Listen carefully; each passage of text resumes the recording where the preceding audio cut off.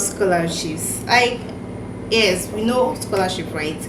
We know that about scholarships. And now, one thing about scholarship is, do you need a bucket list? Do you really need a bucket list? That is going to be what I'm going to talk about today. So I'm sorry about the noise. It's really a bit noisy here, but I just pray you should just bear with me. I hope you should bear with me. So hi guys, it's been long and it's been a while since I make a video, and honestly I've not edited a lot of my videos. So if you have been watching my videos here on YouTube, you know that I've been talking things about GKS and also Kinesian Institute on how you can get a free certificate. Okay, so today I'll be talking about if you are as a GKS applicant or maybe a scholarship applicant, if bucket list is really compulsory to you or for you. You understand? So now, as the case may be, let's dive into the video.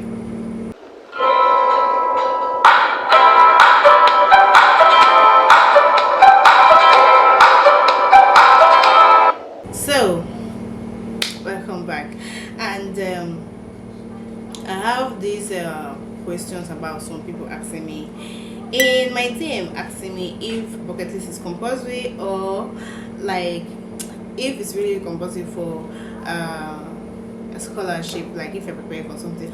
Honestly, bucket list is not only meant for scholarships. Yes, bucket list is bucket list is like something you have to do, like you have goals you want to achieve, so you just have to put it down. You understand? So bucket list, it can can also mean somebody that wants to maybe somebody that has a journey ahead of him or her. Maybe you'll say not even a scholarship journey, like some people have bucket list if they want to live their last days in the country, if they want to live their last days on earth. So it depends on your bucket list. Bucket list doesn't mean only for scholarships. Okay, bucket list means having a list of goals, like having a list of goals that you have to do in that certain period, in that particular period of time. If you are living in a particular country and it's your last day there, then you have to do some kind of things, or some kind of things, some kind of things we're supposed to do normally, but some kind of things. Okay, let me just say, for example, if you want to, if you're living in a places like maybe places like Dubai, and you haven't visited some places in Dubai, that is where you have to list down what you have to do. Okay, so if you let me just say, there's a movie that has this bucket list, though I forget the name of the movie, but there's this animation, Sonic the Hedgehog, the part 1. Go and watch Sonic the Hedgehog, you'll know the meaning of bucket list. Okay, you know the meaning of bucket list. Let's just dive into the main source of this video. As a GKS applicant, and you know that you have a scholarship to apply, and you don't have a bucket list, so may I advise you to have a bucket list. Yes, I believe most applicants have bucket list. So I don't have my journal with me. If not, I've showed you how my bucket list is, and I will also maybe try to show you how my journal is. So as a GKS applicant, what you need to do is, number one, you have to buy a journal. Yes, you have to buy a journal, or you have to buy list to do to-do list notebook, or maybe if you have an exercise book. But I don't recommend exercise book. To me, I don't recommend exercise book. I recommend the journal, because journal is more convenient. You understand? Just more professional when it comes to jotting down things you have to do. So there's different sizes. We have the smallest journal, and we have the medium and the largest journal. Okay, so that is what you need to do as a GKS applicant. Have a journal. Then number 2 is you need to list down things you need to do. Let me just say you're just starting the scholarship, you understand, and maybe you don't have things you have to get. Maybe you've not gotten your certificate, as maybe for undergraduate and also graduate, you have not gotten your certificate. In my journal, what I wrote there was getting a list of certificates that I don't have yet, because if you want to know the list of certificates you need to have, you have to go to the what is it called, GKS application form. There are list of certificates you need to have there. Yes, there are list of certificates. So if you go to the GKS form, and both for either you're applying for undergraduate or graduate, you are going to see a list of forms that they have written there, which you need to like have. So if you have not gotten some of your certificates, let me say for example, if you have not gotten your high school transcript or your bachelor's degree transcript, you now have to write things I need to have, list of application form I need to have. You can also write it as maybe form, if I've forgotten, but there is this form. Don't worry, I'm going to list it there. I'm going to like put it here on the screen so that you can see it. Okay, so you're going to write number one, if you don't have high school transcript or a bachelor degree transcript, or maybe your master's degree transcript, you now have to write list of documents I need, or a list of certificates I need. Number one, master degree transcript for graduate. Number two, bachelor degree transcript if you want to apply for masters. Then the master's degree transcript, which if you want to apply for PhD. Okay, therefore research, maybe you can have both, something like that. Then, or maybe triple, maybe if you are doing research, maybe you need to have your bachelor degree, master's transcript, bachelor degree transcript, master's transcript, and maybe your PhD. Maybe something like that. So as I was saying, so if you are applying for undergraduate, you have to list down number one, which is your high school transcript. That is certificate, like the heading will be certificate I need for GKS. You understand? Certificate I need for GKS. You list them. If you don't have them, you have to list them down, then put a box where you have to tick, or you write it down. Then if you have gotten it, you now have to underline. You underline, like there's a you strike through, so that you know that okay, you have gotten this particular thing. If you have not gotten your birth certificate, you also have to list it down. You understand? So that's how you're going to do it. List down what certificate or documents you need and list them down. That is when you want to apply for the scholarship. That is your starting point. Then if you have gotten all the certificate, what you have to do now is to authenticate. You have to authenticate and legalize. In Nigeria here, we don't do apostille. You understand? What we do is legalization, which is consular confirmed documents. Okay, so you also have to like list the document that you need to authenticate an apostille. That's how you do it. That's how you structure your journey, like you structure your goals. Now if you have listed the documents you need to have, and you have listed the documents you need to authenticate, do you know what else you need to do, which is the third step? The third step now is to do research on universities. That is the most important thing. That is the most important thing. You have to do research on universities. Okay, so research on universities, what I mean is that you have to go to the university information file. Then under your major that you want to go, like if you want to go to a particular major, if your major, or let me say if your major is maybe biomedical engineering, you will have to go to the list of universities that's offering your major, like it's offering your major. So you have to do a research of searching from A to Y. You have to do research. If it's undergraduate, you have to go through the application for undergraduate. You download the university information in the website, which is studyinkorea.go.kr. You download the university information, then you now have to start to do research on the list of universities that's offering your major.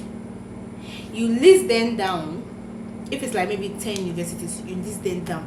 You list them inside that your bucket list, which is your journal. You list them down inside your bucket list, which is your journal, or your to-do list. You understand?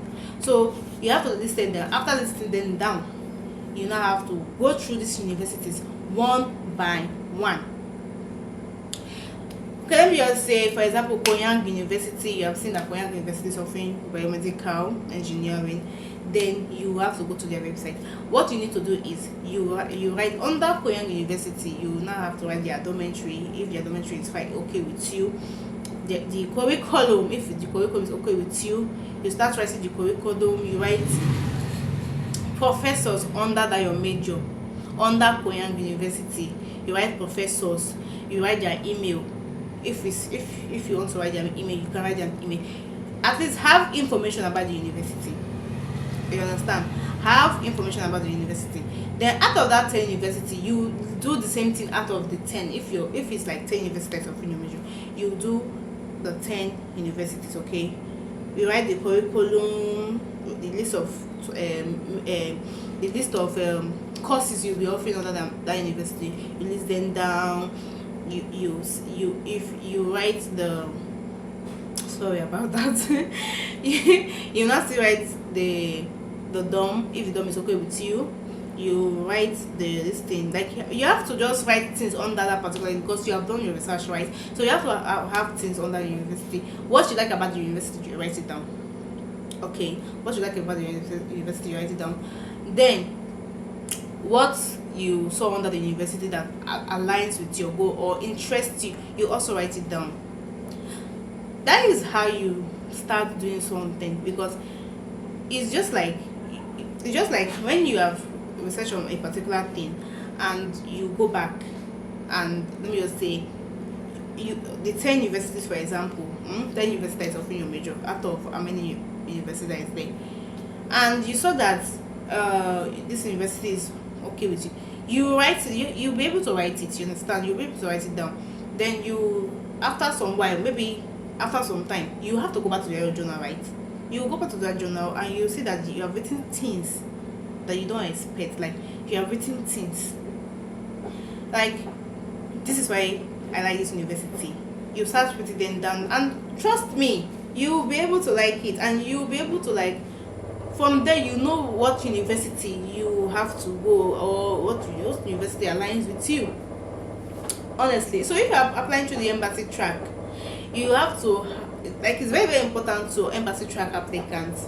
So if you want to, like, have some certain university that you want to apply, you have to, like, list them down, go through all these universities, use your time to go through them all over and all over and all over again. You don't have to, like, search it once and leave it, you understand? Because the more you search, the more you realize that you have not seen some things.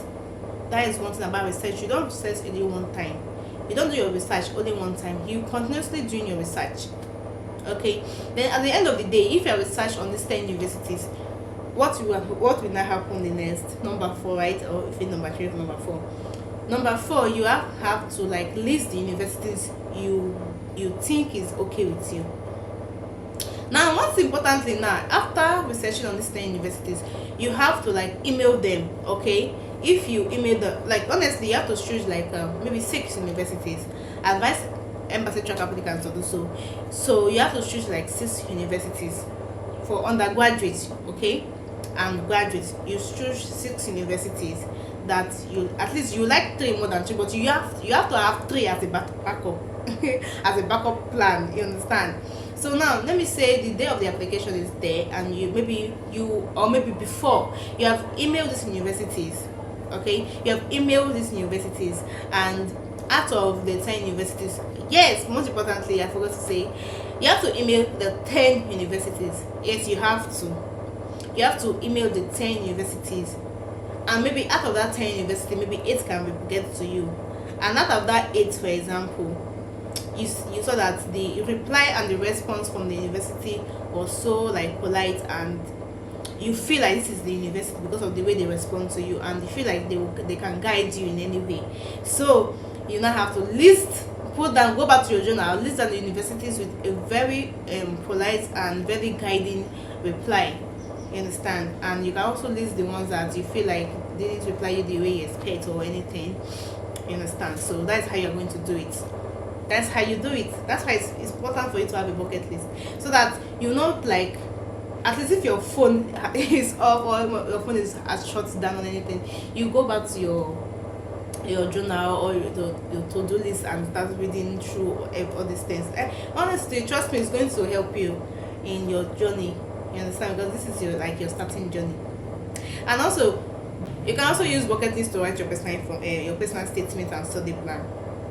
Trust me, yes, you can also use it to write your personal statement and study plan. If you're the kind of person that write like 3 personal statements, you can write personal statement 1, personal statement 2, personal statement 3.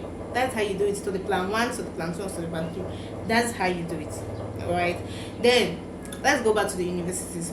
Let me just say, out of the 10 universities, 8 replied, and out of 8, maybe 4 or maybe 5 or maybe 6 replied you so guiding. Like the reply was so guiding, the response, you love it so much. Then you have to like list them down. That's how you do it. Then for the same thing applies for graduates. The same thing applies for graduates. If you're a graduate student and you want to, if you want to apply for undergraduate, if you want to apply for graduates and you want to apply through the university track, you can also have to like have this bucket list too. It's like I said, it's not only meant for embassy track or university track. It's meant for both tracks. Okay, it's meant for both tracks. I know that for the undergraduate you have this what is it called, UIC. The specific universities that is listed under the UIC. Yes, specific universities listed under the UIC, which you have to use your time also go through them. Why the university you think has your major, and I think not only one university that has a particular major. Maybe there are like 2 or 3 universities that is offering that your major under the UIC, you have to also list them down and still do the same process. You understand? That's how you do your bucket list. So after that, after you have find out that these universities are the universities that reply to your email, maybe you send them an email before the day of the application, and then you just say now it has like now it's September and now it's the day of the application. So what you have to do now, the universities that you think that haven't replied you, like let me just say they haven't replied you, some of them haven't, you have to email them back, right? Because I know that some applicants email them back. You have to email them back and they will get back to you. So that's how you do it. So you have to email them back if you think that this university that is in your head, like you love this university so much and they haven't emailed you or maybe replied to your email them back.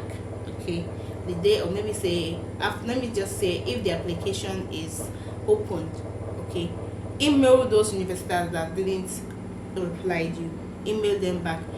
But I will have to say some will reply you and some won't. That is just the thing. Some will and some won't.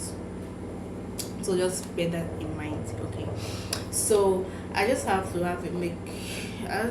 make a very big video about this bucket list of a thing. So as a GKS applicant, as somebody that wants to apply for scholarship, please have a bucket list. It's going to help you. I'm not even yet done. Like, this is going to be part 1. Yes, because there are more things that you have to do with bucket list. I just have to say, let me just make a brief video about it. Though the brief video is just kind of long. But anyways, let me just explain what bucket list is. And I said let me just bring a little bit introduction into it. But in my next video, I'm going to show you bucket list, how my home bucket list is. Honestly, how it is. If possibly I can state down what I wrote in my bucket list, I will. But if possibly, not possibly, then anyhow. But to be honest, I'm going to show you how I listed things inside my bucket list, honestly, how I structure my stuff and everything. So if you want to get a bucket list and you don't know how to do it, I'm going to use my own bucket list to show you or tell you, because I know that even though I show it here, it's not going to show like that. So maybe if I just have to take a pic of some of the pages, just have a pic and post it here, then you know how a bucket list is what. Maybe I will, maybe I won't. So the thing is, I just want to make sure that as a GKS applicant, as a scholarship student, you want to apply for a scholarship applicant, sorry, you want to apply for a scholarship, I advise you to have a bucket list. Yes, because you have to do things to do before going to Korea and things after. Okay, so I don't want this video to be long or lengthy, so I just have to end it for now. So I'll be posting part 2 of creating a bucket list as a GKS applicant or as somebody that's applying for scholarship. Why bucket list is important? You understand? This is the name of the title, as you can see. Why bucket list is important as a scholarship applicant. Okay. So please share this video, like this video, follow me on my social media. Follow me on my social media.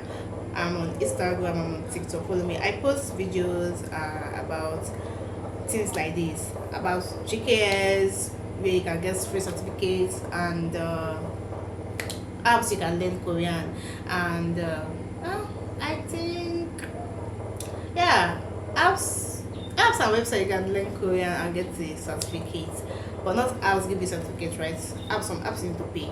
So please subscribe to this channel. If you're new to this channel, please subscribe to this channel. My name is Pastor.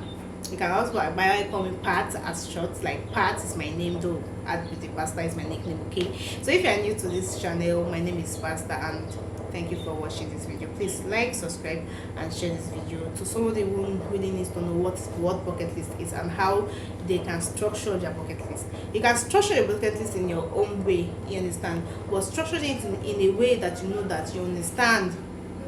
Structure it in a way that you know that this is where I'm going, this is what I want. Don't write it in a way you later dump your bucket list. Okay, structure it very well. That's how you do with bucket list. Please, bucket list is important if you are a journey, especially if you are somebody that wants to attracted to an adventure, or maybe journey, or maybe a traveler or anything. Bucket list is important to everybody that needs it. Okay, so as a GKS applicant, as somebody that wants to apply for a scholarship, please bucket list should be your number one priority. It's not all applicant does it, but I advise you to have one. Okay, so thank you for watching. Please share this video, and please like, comment. If you have any questions, please put them down in the comment section.